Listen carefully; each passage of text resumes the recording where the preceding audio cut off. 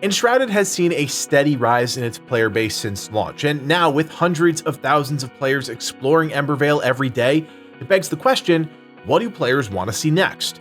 Lucky for us, the team behind the game thought that through, and thanks to a handy suggest a feature system, we can see what changes the future could hold for this popular and promising early access survival game. One thing is clear, the number one thing players want in Enshrouded is player-based quest progression. Currently, quests are tied to the world, and this doesn't always feel good if you're the player in your group of friends that doesn't have as much time to play. While not the most engaging system, the quest lines that unlock the various crafting stations for each NPC are central to the game's progression, and missing out on those steps does feel like you missed a major piece of the game's intended path. Is it nice to get stations for free thanks to your friends?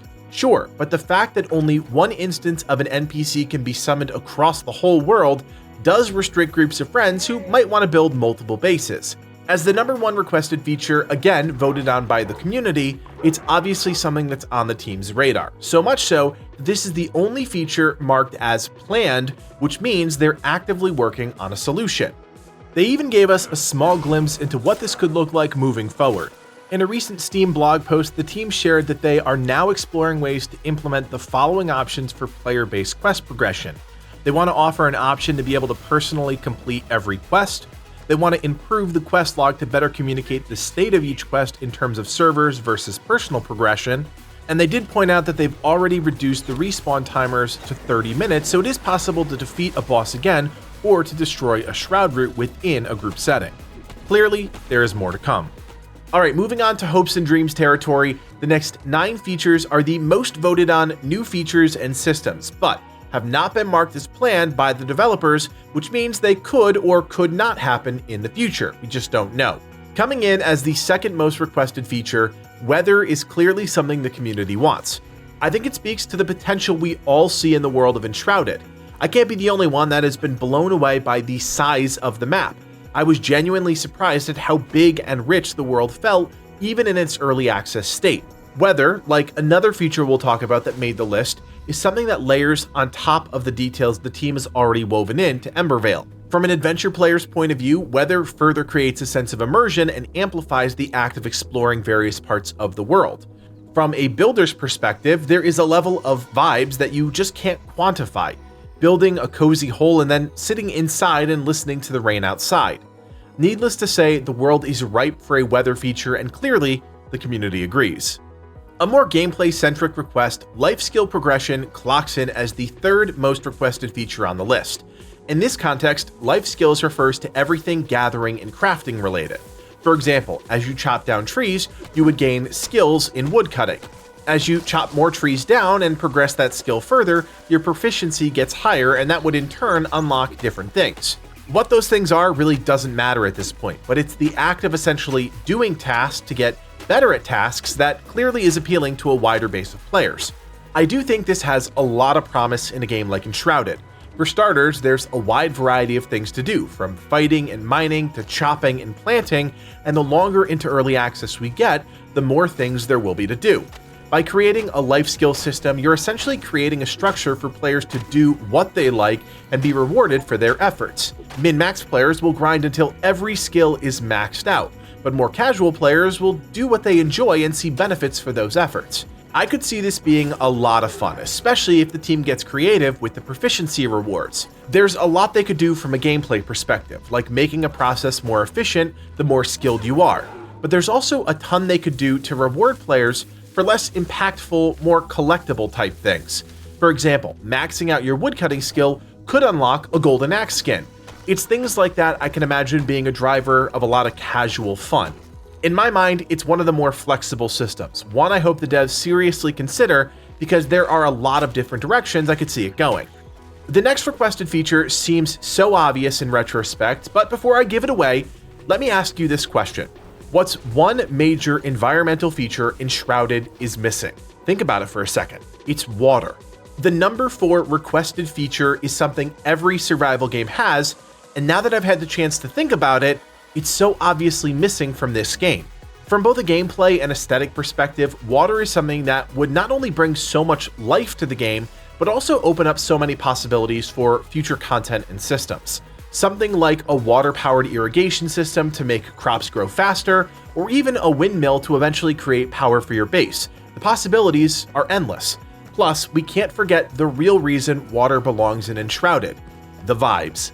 Imagine an underground cave city with a river cutting right through the center of it.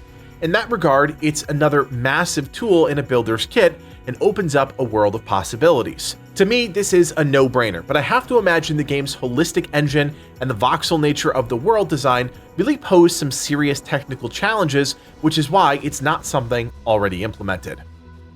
I love this next feature request, and not just because I'm a huge fan of Harvest Moon and Stardew Valley, but because it makes a ton of sense with the current state of the game. Once you unlock the farmer NPC and can start cultivating your own farm, it's pretty hard to stop. In fact, there are already plenty of memes online showcasing just how many plants are needed for some of the endgame recipes. I'm looking at you, Flax.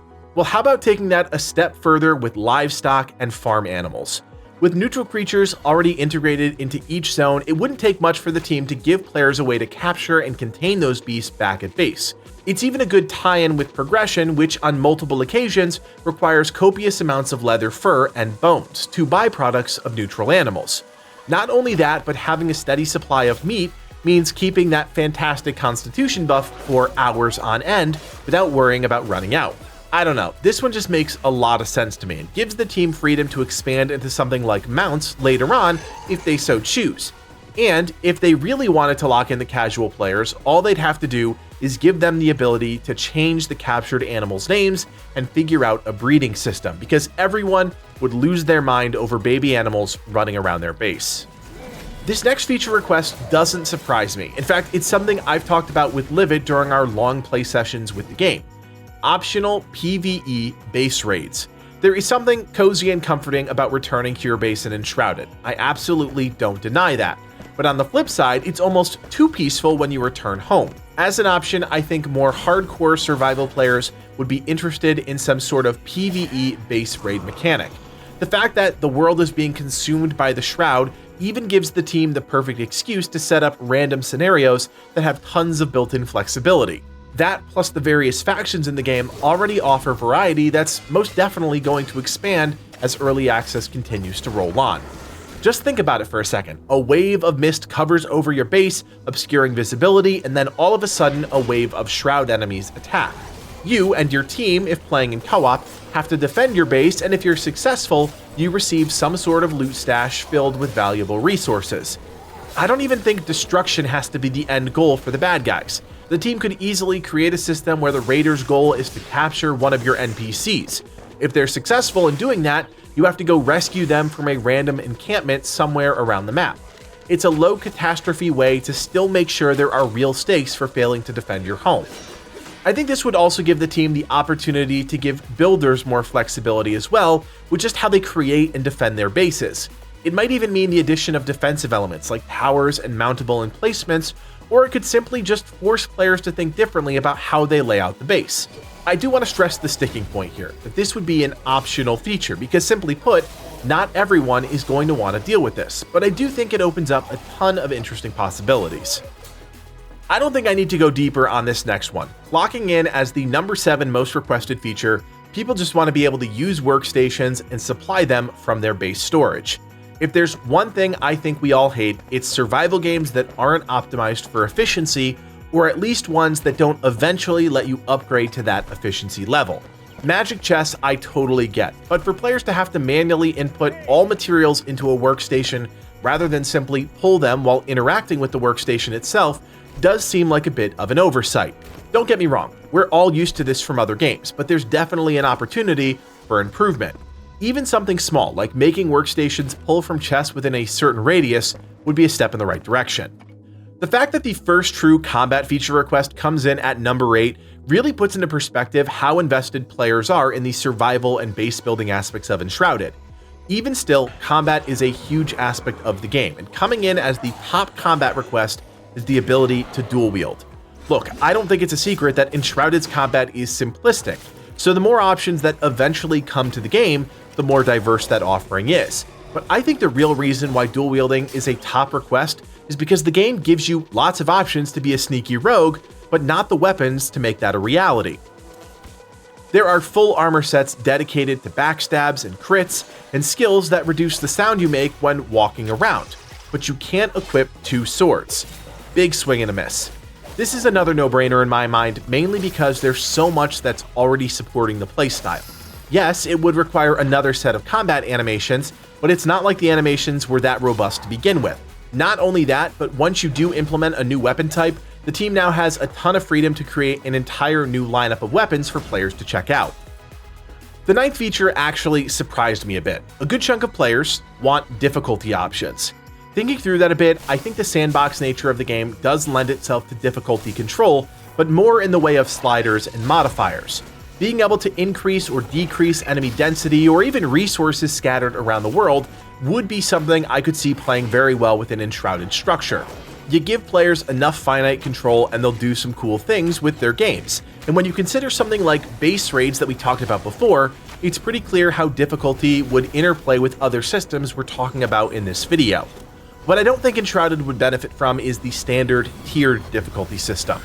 Enemies don't simply need to be padded with more HP, there has to be more nuance to that, based on the player or group of players taking part in a server. What I would love to see is more genuine mechanics from enemies. That would really beef up the game's difficulty. Right now, most enemies have 1 or 2 attack patterns, and bosses pretty much follow that same suit. Want to make your game truly a fun challenge to overcome? Think through enemy AI and create encounters that actually test a player's skills at combat. Taking the number 10 spot on the list today is a feature I absolutely would love to see in Enshrouded: roaming bosses and mini-bosses. I'll take it one step further and say I'd love a system that's dynamic, that alerts you when something strange or mysterious is happening in the world. You go investigate, and lo and behold, you're engaging with a boss. Right now, exploration of POIs is fun, but the rest of the world could do with a bit of liveliness. I think something like roaming bosses or groups of enemies that offer unique loot outside of the standard offering could absolutely be part of the equation to right that balance. It could even tie into unique resources or crafting recipes to make it that much deeper. And that's the list, the top 10 features players across the Enshrouded community want to see come to the game. While these things are all nice, they're all just ideas for now. So if you want some real advice about the game as it actually is, don't forget to check out our Enshrouded guides already released on the channel. My name is Codiak, and from everyone here at Legacy Gaming, thanks for watching, and play on.